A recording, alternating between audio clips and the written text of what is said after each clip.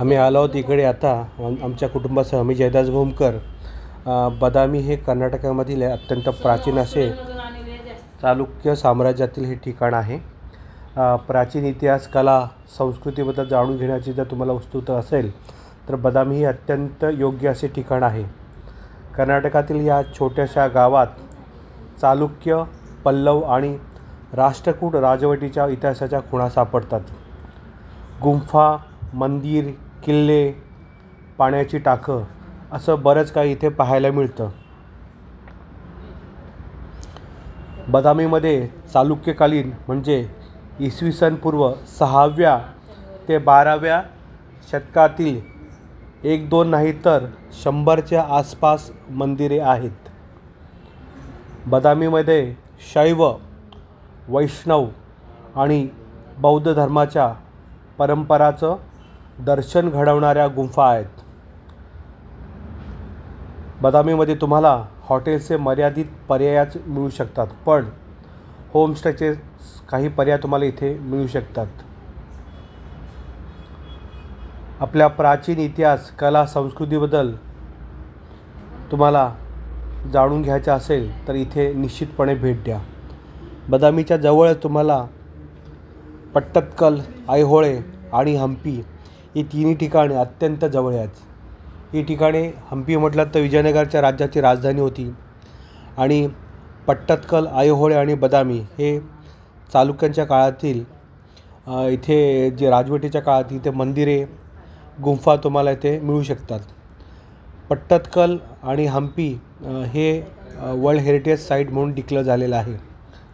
बदामी इथे तुम्हाला प्राचीन गुंफांबरोबरच इथे किल्लाही तुम्हाला पाहायला मिळतो. इथे टिपू सुलतानच्या काळामध्ये हा किल्ला वापरामध्ये होता. पुराणानुसार बदामीचं नाव वातापी होतं. पुढच्या काळात कदाचित त्याचाच अपभ्रंश होऊन त्याचं नाव बदामी पडलं. इथे सर्व तुम्हाला डोंगर, इथले जे दगड आहेत ते बदामी रंगाचे असल्यामुळे कदाचित त्याला बदामी असे नाव पडले असावे. बदामीमध्ये चालुक्यकालीन म्हणजे इसवी सन पूर्व 6व्या ते 12व्या शतकातील 1-2 नाही तर 100च्या आसपास मंदिर आहेत. यातली काही मंदिरे ही अपूर्ण अवस्थेत आहेत.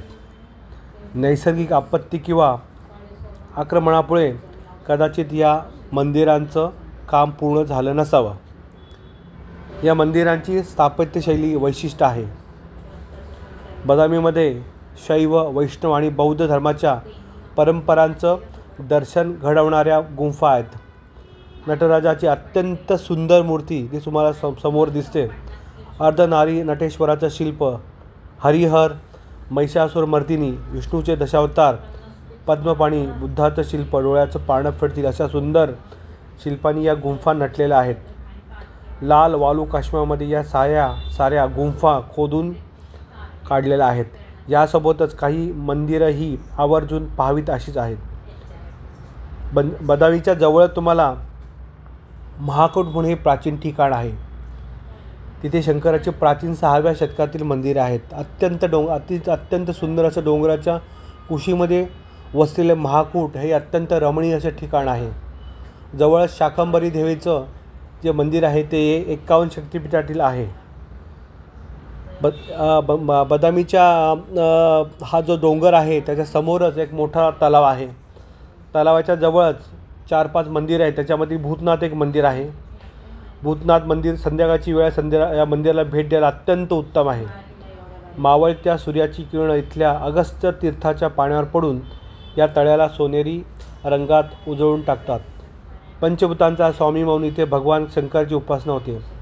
या मंदिराचं सुरुवातीचं बांधकाम चालुक्यकालीन असलं तरी मंदिराचं शिखर कदंबकालीन आहे. या मंदिराच्या मागच्या बाजूला प्राचीन जैन गुंफा आहेत, ज्यामध्ये जैन तीर्थकर पार्श्वनाथांची प्रतिमा आहे. बाजूलाच एक विरूपाक्ष मंदिर आहे. तिथे आपण निश्चितपणे भेट द्या.